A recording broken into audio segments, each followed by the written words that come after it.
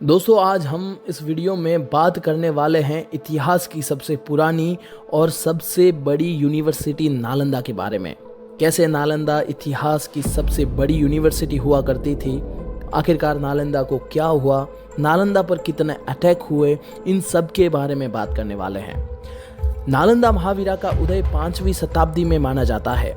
ये विश्व की सबसे पुरानी यूनिवर्सिटी में से एक है। पहले की नालंदा भारत के बिहार में मौजूद है। नालंदा संस्कृत के 3 शब्दों से बना है, ना प्लस आलम प्लस दा, जिसका अर्थ होता है ना रुकने वाला ज्ञान का प्रवाह। नालंदा महावीरा की जानकारी हमें हुएन सैंग और इत्सिंग चाइनीज ट्रैवलर्स के अकाउंट से मिलती है। हुएन सैंग 7th सेंचुरी में नालंदा आते हैं और नालंदा के संस्थापक कुमार गुप्ता वन को श्रेय देते हैं।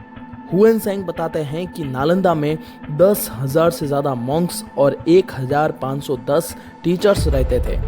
मतलब आप समझ सकते हैं कि ये कितनी बड़ी यूनिवर्सिटी थी।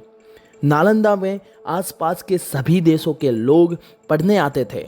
बुद्धिज़्म के साथ साथ एस्ट्रोनॉमी, मैथमेटिक्स, फिलोसॉफी, मेडिसिन जैसे कई सब्जेक्ट्स पढ़ाए जाते थे। साथ में स्टूडेंट्स को कोई फीस भी नहीं देनी पड़ती थी। यहाँ पढ़ने वालों में हर्षवर्धन, धर्मपाल, नागार्जुन, हुएन सैंग, पद्मसंभव जैसे बड़े बड़े नाम शामिल थे। ऐसा भी कहा जाता है कि द ग्रेट एस्ट्रोनॉमर आर्यभट्ट इस यूनिवर्सिटी के हेड रहे थे। ज्ञान का ये केंद्र लगभग 800 सालों तक ऐसे ही चलता रहा, लेकिन कुछ और सालों के बाद ये कहीं और अंधेरों में खो जाता है, क्योंकि नालंदा के ऊपर एक नहीं लेकिन 3 बार आक्रमण हुए थे।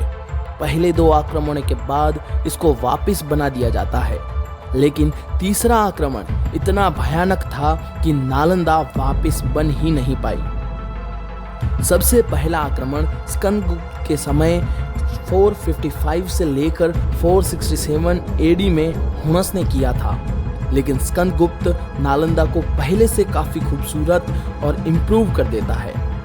नालंदा पर दूसरा आक्रमण अर्ली 7th सेंचुरी में बंगाल के गौदास राजवंश के द्वारा किया गया। इस आक्रमण के बाद बुद्धिस्ट किंग हर्षवर्धन नालंदा को रिबिल्ड करते हैं। तीसरा और सबसे घातक आक्रमण था टर्किश इन्वेडर बख्तियार खिलजी का नालंदा पर यह आक्रमण 1193 एडी में हुआ था। चलिए जानते हैं बख्तियार खिलजी नालंदा को क्यों डिस्ट्रॉय करता है। दोस्तों ऐसा कहा जाता है कि बख्तियार खिलजी एक बार काफी बीमार पड़ गया था। बहुत से उपाय और हकीमों के इलाज के बाद भी खिलजी की तबीयत में सुधार नहीं हुआ था। खिलजी को बताया गया कि नालंदा महावीरा के प्रिंसिपल राहुल श्रीभद्र इसका इलाज कर सकते हैं, वे आपको ठीक कर सकते हैं। खिलजी राहुल श्रीभद्र को बुलाते हैं और राहुल श्रीभद्र खिलजी की जांच करते हैं, लेकिन खिलजी बताते हैं कि उनकी दी हुई कोई दवा खिलजी नहीं खाएंगे। खिलजी राहुल श्रीभद्र और हिंदूज को नीचा दिखाने की कोशिश कर रहा था। राहुल श्रीभद्र भरोसा दिलाते हैं कि खिलजी की सेहत में जल्द ही सुधार आ जाएगा। राहुल श्रीभद्र बताते हैं कि खिलजी को कुरान के पत्ते हर रोज पढ़ना चाहिए। खिलजी ऐसा करता था और देखते ही देखते उसकी सेहत में काफ़ी सारा सुधार आने लगा था, क्योंकि राहुल श्रीभद्र कुरान के पत्तों पर दवाई लगा देते थे जो खिलजी तक पहुंच जाती थी। खिलजी को इस बात का पता चलता है तो वो उसे इनसिक्योरिटी और जेलसी फील होने लगती है। उसे लगता है कि इन कातिलों के पास मुस्लिम हकीमों से ज़्यादा ज्ञान क्यों है। बस इस बात से नाराज खिलजी इस ज्ञान के सोर्स को हमेशा के लिए खत्म करने का निर्णय लेता है। दोस्तों नालंदा के पास उस वक्त की सबसे बड़ी लाइब्रेरी हुआ करती थी और उसका नाम था धर्मगंज, और लाइब्रेरी में करीब 90 लाख से ज़्यादा किताबों का संग्रह हुआ करता था। जब खिलजी को इस बात का पता चलता है तो वो उसे नष्ट करने के लिए चला आता है। हजारों की संख्या में यहाँ पर रह रहे बुद्धिस्ट को बेरहमी से हत्या कर दी जाती है।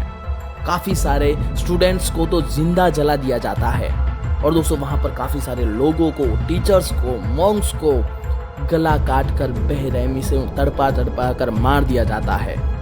चारों तरफ कत्लेआम मच जाता है। उसके बाद यहाँ की लाइब्रेरी में आग लगा दी जाती है। मिन्हाज सिराज उनकी किताब तबाकती नसीरी में लिखते हैं कि किताबों को पूरी तरह से जलने में 3 महीने लगते हैं। इस बात से आप समझ सकते हैं कि कितनी विशाल नालंदा की लाइब्रेरी हुआ करती थी। यह आक्रमण इतना भयानक था कि नालंदा को रिबिल्ड करने के लिए कुछ बचा नहीं था। नालंदा को नष्ट करने के बाद खिलजी बिहार के 2 और यूनिवर्सिटी विक्रमशिला और ओदांतापुरी को भी बिल्कुल पूरी तरीके से नष्ट कर देता है। सिर्फ एक व्यक्ति की जलन और इनसिक्योरिटी की वजह से हजारों वर्षों का ज्ञान संग्रह जलकर राख हो जाता है। दोस्तों, आप क्या कहना चाहेंगे इस वीडियो के बारे में? दोस्तों, अगर आपको वीडियो पसंद आया है तो लाइक करें, चैनल को सब्सक्राइब करें। अगर मेरी कोई गलती रह गई हो तो मुझे कमेंट में ज़रूर बताएं। जय हिंद, भारत माता की जय।